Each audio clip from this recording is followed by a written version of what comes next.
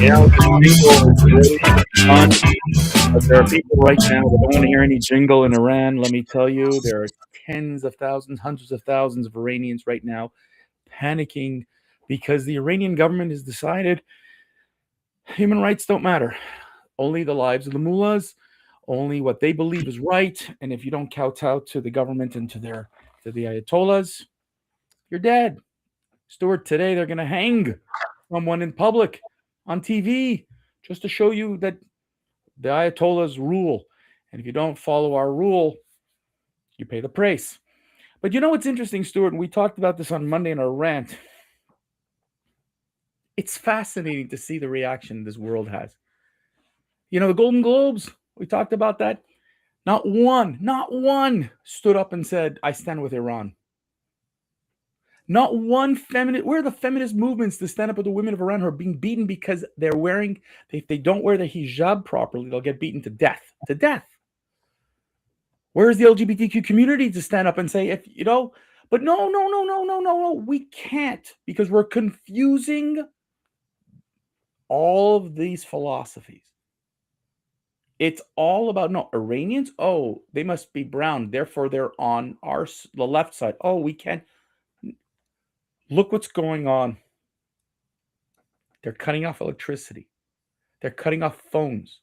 They're allegedly blocking access to hospitals to help injured people. And yet, what are we doing? I strongly condemn what's going on in Iran because these texts on X really freaking matter to the people of the streets of Iran. Welcome back, everybody. I'm David Solomon. He's Stuart Brisgell. We are the Rant Network. What we do here every Monday, Wednesday, Friday at noon Eastern is we rant about the stuff that you guys keep talking about, hearing about. But you know what? Can't say it in public because God forbid someone's going to yell at you. And today, we don't care who's yelling at us because what matters is what's going on. We will go undercover and find the stuff that, you know what, could be a little bit controversial. And this is one of those topics. So sit back today as we rant about what's going on thousands of miles away, but have an impact here in North America. And I'll tell you why I say that, Stuart. And I'm going to leave this to you in just a second because I see you're ready to jump on this. Here's the problem. Why do I say it impacts us here? Because as humans, for the last 5 years, we had the Ukraine war, and we all stood up and we boycotted Russia. We've cut off Russia. We said we were going to be on the Ukrainian side. The Israel Hamas thing, the world just the shredding, the tearing apart, the overblown, the lies, all this kind of stuff. It went from one extreme to another. And here we have Iranians who are again on the streets of Tehran and other parts of Iran protesting. And Stuart's famous crickets keep sounding. Because why wouldn't anybody stand up for the people of Iran? Stuart, I'm sickened because at any moment something disastrous is going to happen. Well, right now, I mean, literally right now, the American news media or the Western news media is absolutely losing their mind over Iran.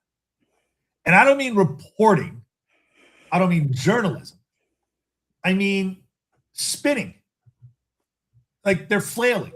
I mean, they're hyperventilating into a microphone while pretending they're delivering a sober analysis of what's going on in Iran.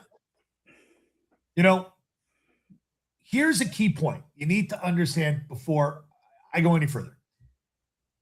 This isn't happening because suddenly there's some brand new intelligence about a bomb, right? It's not because Iran crossed some historical irreversible red line overnight. It's not because the world woke up this morning on the brink of something fundamentally different that hasn't been going on since the 70s. Nope. It's happening because panic sells. Narrative sells. The undermining Republican foreign policy sells in almost all the newsrooms. It's like a media incentive. The modern American media doesn't report foreign policy anymore. It produces emotion, fear, urgency, moral panic, and Iran is the perfect vehicle today for that because it's not Jews and it's not Donald J. Trump. Iran is a distant enough place from the Americas to know any details. It's complicated enough nuisance that's been buried and blurred. The scary thought is that a slap in the world's crisis on every headline never changes and never gets challenged. You know, we could write that they're burning women in the street, but yet in Israel, we're giving out pamphlets saying don't go there, and someone gets a black eye and the Israelis are put out to, pass. They're about to hang someone in a square in Iran. We don't know if they've murdered 25,000 people or 250,000 people. Why, though? Why don't we know? Because there's no freedom of the press and no visibility. And like we had said early in the green room, that Elon Musk has opened up Starlink and they're going door to door, breaking them, taking them, and killing people that have them. So what do? They create a constant sense of impeding catastrophe caused by Donald J. Trump. They frame every development as an escalation because of Donald J. Trump. They speak in breathless hypotheticals instead of giving facts, saying how Donald J. Trump is the cause of all of this. Not because it's true, because it's useful to their narrative. What is their narrative? And what actually is happening in Iran? Their narrative is to destabilize the United States and the Western world. That's it. The truth of the matter is this has been going on for decades, and it's just come to a head. Now, let's talk about what's actually happening in Iran. Because where the media priorities become painfully clear, Iran is experiencing massive protests, right? Making these little ice riots look like romper room. Okay. Its economy is collapsing and has been collapsing since the 1970s. It's corruption, sanctions, mismanagement, regime incompetence, right? And the government response has been brutal. What's brutal? Not giving pamphlets out that this is going to be a bad area to be in Gaza. They're going in the streets and shooting people without cause, without reason, without anything, nonviolent, standing in the street and just murdering people. Tiananmen Square on steroids. But we forget Tiananmen Square. The Islamic Republic has cut off the internet. They've shut down the communications. They've deployed security forces against all civilians. They're rounding up protesters. Tens of thousands may be dead or imprisoned. This is not speculation. This is not my opinion. This is actually happening. Where are the Democrats rallying in the street? Why haven't we traded out the Gaza flag for the Iranian flag? Where's the support?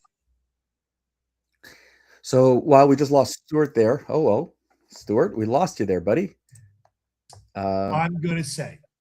We lost you there, sir. What? Can you try that one more time? Here is the most important sentence I'm going to say. It isn't the United States that opened fire on protesters. It isn't Israel that shut down the internet and communication and arrest people that protest in the street. It isn't the Republican Party terrorizing Iranian civilians. It's the Iranian regime, the Ayatollah, the fringe right that took power in the 70s. And, we have a lot of friends that are Persian. Some are Christian, some are Muslim, that are not political activists, that are posting pictures of their families in the 70s. The women were beautiful, the men were beautiful, the streets were like one of the most incredible villas in the world. But notice how the story gets blurred. You don't see the wall-to-wall coverage of the regime and the crimes from what it was to what it is.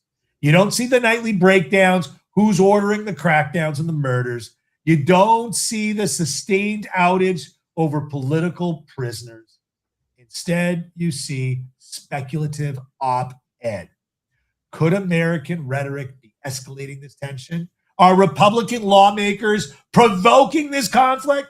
Is standing too firm dangerous?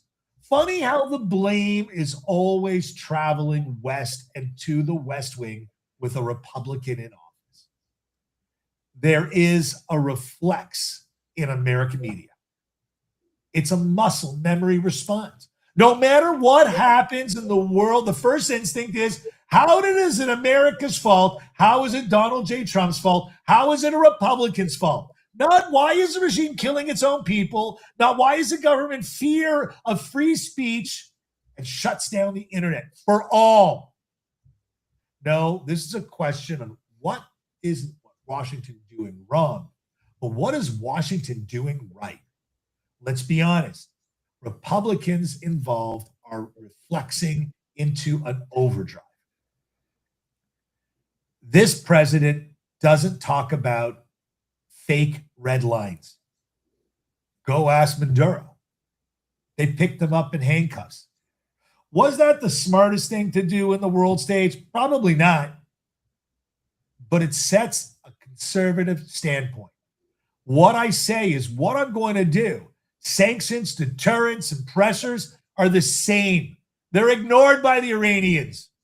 The Ayatollah goes like this to you.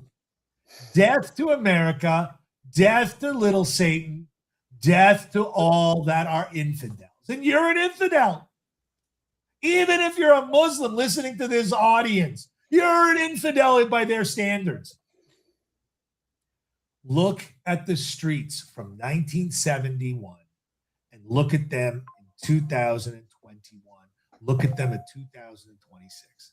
Suddenly, the experts are on escalation. Suddenly, they're deeply concerned about rhetoric. Suddenly, they're warning about hawkish extremism. David, I can frame the rest of this rant, like I said, President Trump and what narratives snap things into place. If Trump stands tough, it's reckless. If Republic says deterrence matters, it's dangerous. If conservatives say appeasement doesn't work, they're warmongering. I don't know. Do you remember Obama blowing the fuck out of people? Come on. But when Democratic administrations pursue engagements that fail, when it deals in empowerment, the regime pressures and blames the right. And that's not diplomacy. That's the outcome with a different label. Stuart, you brought up Obama. And let me remind everybody about Syria, where Obama said, here's the red line with Syria. And when Assad said, no, I don't listen, here's the red line. No, here's the red line. No, here's the red line. You cross that red line or else. Hundreds of thousands of Syrians were killed using gas, military. And what was the world response, Stuart? Poor Syrians will take them in as immigrants because we failed them. That didn't bring back their dead. That didn't bring back their families. It took an overhaul of the regime in Syria to start some sort of change. And it'll take a few more years to see what ends up happening in Syria in light of what the latest change in there. But Stuart, here's the funny part of what you just said, and I'll give you a little bit of irony. Saudi Arabia, Turkey, and Qatar are begging the United States to back off. They're begging them. Why? Not to save the people of Iran, but to save the oil prices. Oh, oil matters more. Their richesse matters more. Because if you have a war, the Persian Gulf could get cut off. And now it becomes a problem. It's not about people and human rights. It's about their pockets. But why should we say anything about that? The United States and Israel are preparing right now for retaliation by Iran. When Iran fired unprovoked rockets into civilian homes in Israel, the world stayed quiet. Mhm. So why are we surprised that they're staying quiet now for killing their own people? Duh. It's the same attitude. The United States, you said it yourself, it's just amazing to see that the American and Western media has more, like, they're paralyzed. They don't even know what to do. And you're right. The blame is on Trump, not on the Ayatollahs, not on their track record of horrific human rights violations, which, by the way, we're not allowed to bring to the United Nations because it gets shut down. This move right now by Donald Trump of strength, deterrence through strength, there are people hate it. Steward of one thing. The media, because they're such experts, warned everybody that if the United States attacks Iran, there'll be a third world war. How are we doing on the third world war there, Stuart? There. And people say, oh, we're going to get a third world war. We're not there. We're not there. United States cut off part of the head with respect to Iran by going into Venezuela. I don't know what's going to happen. We have no idea, but that hurt Iran with its terrorism support, with oil, with all kinds of things. The United States has to be the world's police, because when you don't have police, you have anarchy. And unfortunately, the West is like so has no intestinal fortitude, Stuart. Where is England? Where is France? They're kowtowing. They're petrified. They don't want to do anything. Unbelievable how there could be incredible world order, but everybody is saying, no, I will not get involved because I'm afraid of the Iranian retaliation. So you'd rather that they continue to kill in unlimited number of their own people, just so you can get elected, so you're worried about oil prices. Like, it's just this incredible mindset. And the media wants, you said it, it's just trying to sell. They're just trying to sell newspapers and ads and whatever, all because anarchy sells. And because you can't, here's the dichotomy, right?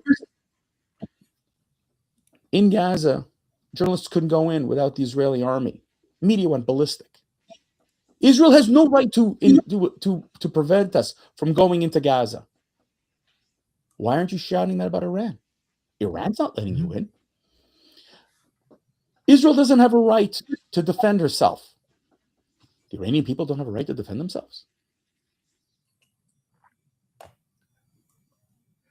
And David, you're back. Look, to me, sorry guys, internet, I think the Iranian regime is coming in and cutting us off.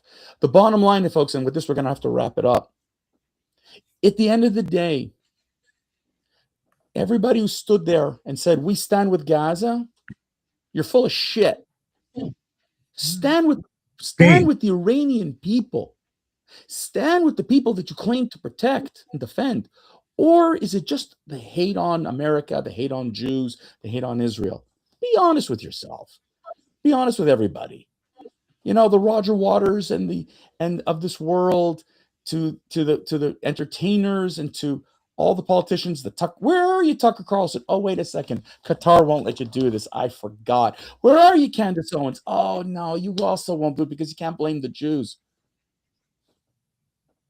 Iran's going to fall apart, people, if we don't get involved. And the United States has to deter the Iranian regime from continuing the slaughter. Otherwise, how could you go to bed at night knowing that you let that go? Stuart, last word to you, my friend. We should hold Tehran accountable for killing its own citizens, jailing its dissidents, silencing speech, crushing protest movements, not spinning every headline into the same abstract geopolitical scare designed to scare suburban moms, viewers, and discredit conservative leadership. This isn't about rushing to war. It's not about reckless intervention. It's about telling the truth. The media doesn't want clarity. They want chaos. They want panic. They want the Republicans on defensive. But Americans are smarter than that. They see the protesters in the streets that all have the same signs printed, right? They have the same tents from the same company, right? It is amazing what they have put together, right? We can recognize real brutality without manufacturing hysteria. We can support freedom without media engineered fake news. Let's not get ABC, makeup crew out there. We can reject the idea of standing firm equals extremism. Iran isn't the stories the media want it to be. It's the people. So we're going to David? wrap this up with one last thing. If Doctors Without Borders doesn't wake up and start screaming here, cheers, guys. Yeah. Folks, we'll catch you on Friday.